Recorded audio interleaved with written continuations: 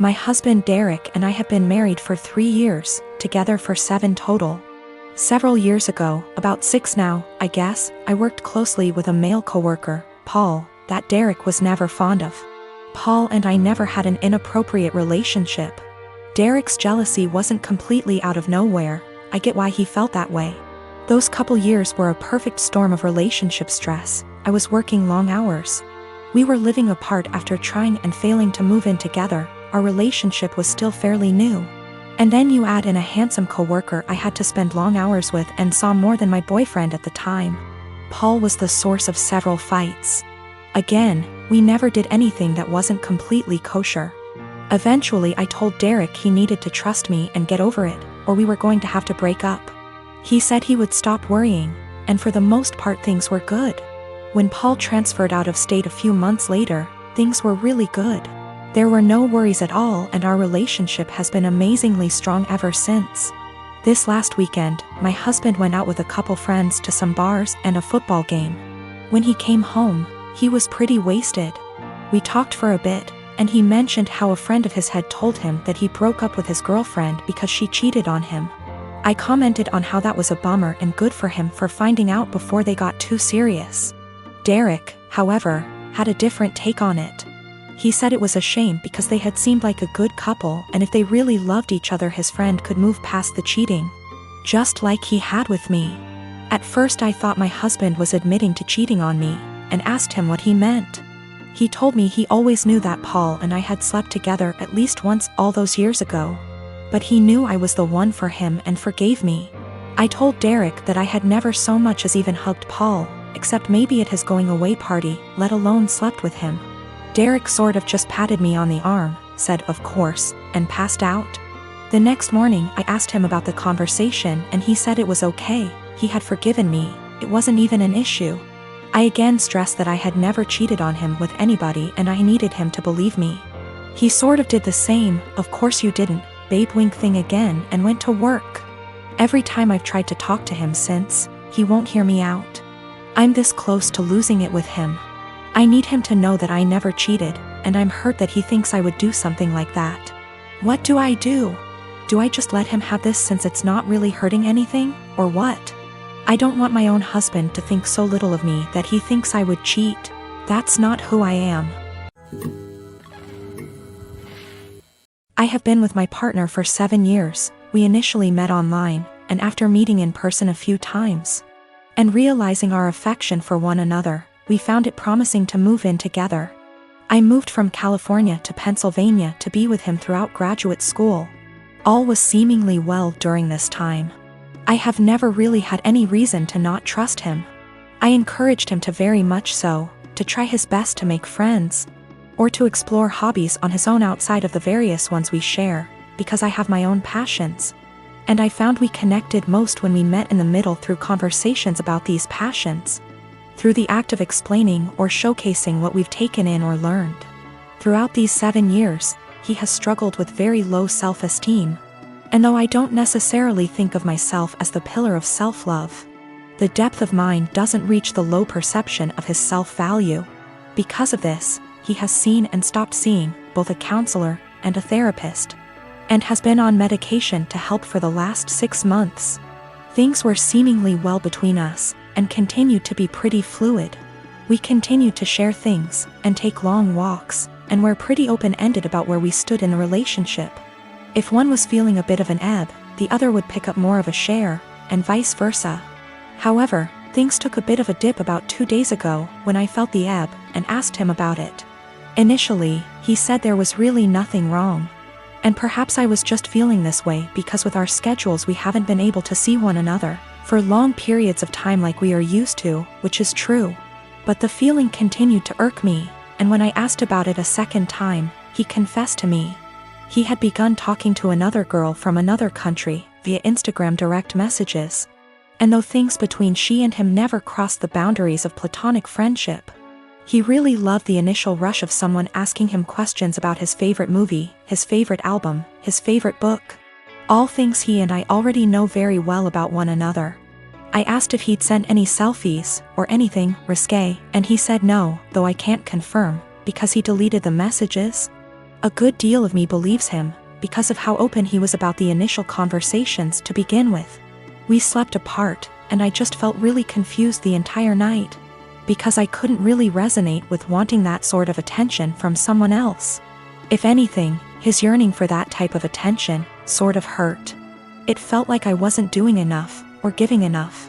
The next morning, though I don't have an Instagram, and am not on the app, I went to check his using the desktop version, and found that posts where he once called me the love of his life, or a specific post with a gift I gave him that once said, "Greatest gift from the greatest girl," were still on his profile, but the words, girlfriend, or love of my life, were completed erased. With this realization, my confusion and hurt turned to very real heartache. I called him and asked if he had deleted these words from the specific posts, and with shame, he said yes, he did. When I asked why, he said it was because he just didn't want the attention from the girl asking him about himself to be disrupted if she found out he was in a long-term relationship. I guess this is where I asked the obvious and questioned why someone who is just asking about your favorite books, movies, etc., would be driven away by the fact that you have a girlfriend. And he said he didn't know why he did it, and that it was a massive mistake. At the risk of seeming toxic, and I will take full accountability for seeming so or being so, I asked him to please deactivate his Instagram for the time being while we sort through this, his Twitter as well. He did, and though I was feeling a bit of relief about that, I couldn't help but feel a bit saddened that he didn't choose to do that on his own for the benefit of our relationship. He had to wait for me to ask, which again, just made me feel like such a toxic and controlling partner. Two things I always strive to be so far from. When he got home from work, we discussed everything at massive length, and he continued to swear up and down that these conversations pertained strictly to music, movies, and books, and he didn't have interest in her. Just interest in the initial rush of the attention he was receiving. We read a few articles, and he broke things down to me as his self-esteem has never been lower. Despite his career as a doctor being at a high, and his finances in order, he felt things with his music weren't taking off. And with that came a feeling that he wasn't special, and it was nice for someone to make him feel that way. I felt shame and asked him if I wasn't doing enough or giving enough to him to make him feel that way. He said, I defiantly was. But my love, and attention and affection, became a pillar he could rely on, and got used to, so with new attention came a rush. And he liked that. I asked him if he wanted to be single, and find that rush in dating new people. And he kept insisting that that's so far from what he wants. He wants to remain a couple, and do all he can to work on these things together. Though I can't help but correlate that feeling he enjoys with the feeling of a first date. Which hurts, of course. I told him I didn't really see how we could move past this because there was nothing much for me to make an attempt to work on moving forward. This seems to be a self-stemming problem that I emphasize with, but just don't want to be on the receiving end of the counter effects. So though it is incredibly uneasy to begin to think of how difficult it'll be to begin again, it is just as difficult to think about how difficult it would be to stay and try to rebuild back up an issue that I feel like just a bystander. When it comes to this has all been very painful, and if this comes to an end, I just want it to be as civil and as possible. He deserves to love himself, but not at the expense of the love we have between us. I deserve love that is stable and comforting, and not laced with newfound paranoia. Despite this all, my heart is still very much in this, of course, and he has been very vocal about how it was just one mistake. Nothing happened, we can work through this, etc. And I secretly keep hoping he will make a step, any step really, to showcase these words and implement action, seek a new therapist. Find the two of us a relationship counselor, buy a book on self-help or on how couple conquer affairs, anything at all. Without me having to be the one to ask him. I just want him to have that yearning that he continues to say he has, but instead of saying it, I was him to show me. That makes me irrational or just plain dumb. I believe to be in a state where I can handle either answer, or something completely different just the same. Do all think I'm blowing something completely out of proportion? Given how this was an exchange of conversation between him and another girl for just a few days, and his erasure of me on his profile was only for about 2 days? This has been a first in this relationship, this has been a first in my life, truthfully. I just felt completely vulnerable and isolated. My boyfriend and I have been together over a year and living together about 6 months. He's an extremely light sleeper. We never used to have problems, but I'm now on medicine that causes me to have more insomnia, so it's harder for me to fall asleep. Lately, we've gotten into fights because he's being absolutely unrealistic about any noise in general. I can't clear my throat quietly, sneeze or even yawn without him grumbling, groaning, or yelling at me at how loud I'm being. When I say yawn, I don't mean some exaggerated TV yawn, but literally the sound of me silently taking in and expelling air from my mouth 3-4x over the course of 2 hours sets him off. Sneezing is very rare and it's also quiet, but if I have to make any noise, I do it as silently as possible. But it's not enough for him. When I was extremely sick with the cold, he made me sleep on the couch because I was having a tough time sleeping without being able to actually blow my nose to breathe. But when he caught it a week later, I gladly let him sleep in the bed and helped take care of him when he woke up in the night because he wasn't feeling well. I've argued with him multiple times that it's unfair for him to expect absolute silence and be mad over the air he hears from a yawn, but he just shuts me down and tells me to be quiet because I've disturbed him from being right on the edge of sleep.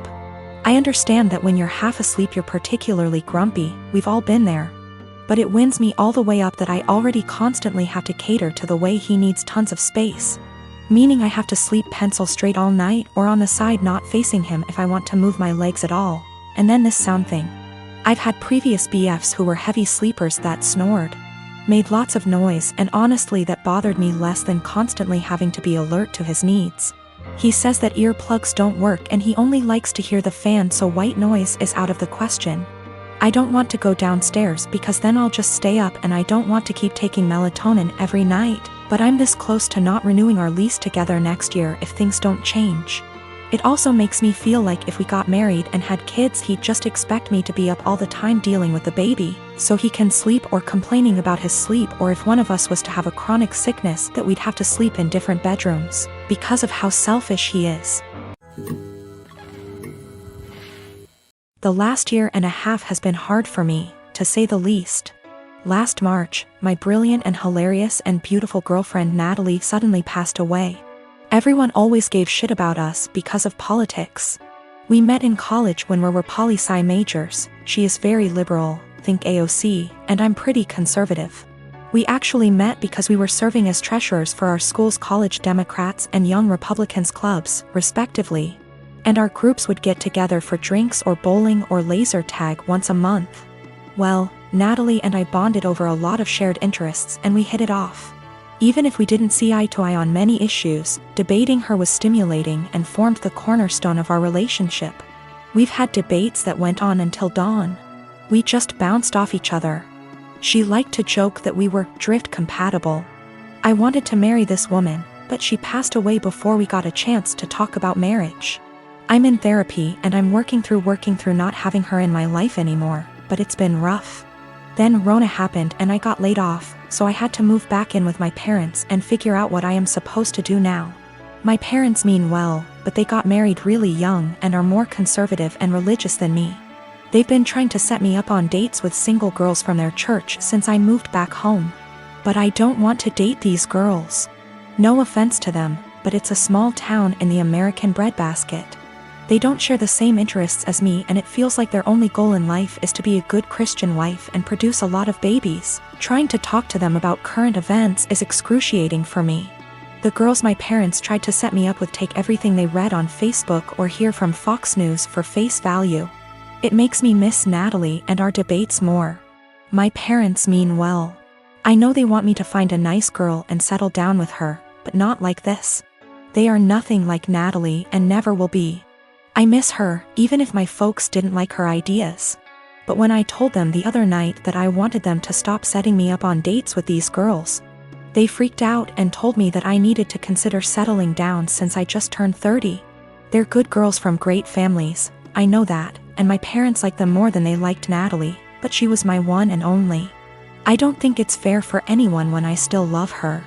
They are even more angry at me because I told them that I just don't see myself getting married anytime soon. But like I said, Natalie was my soulmate and I just can't see myself being with anyone else but her. Yet, they are insisting that I need to find a woman and settle down and give them grandchildren. We were seriously close to talking about marriage. But around the time she died, it was more like how funny it would be if the bridal party wore blue and the groomsmen wore red because the bride is a Democrat, and the groom is a Republican / Romeo and Juliet deal. I wish we got to do that. Natalie thought it was hilarious.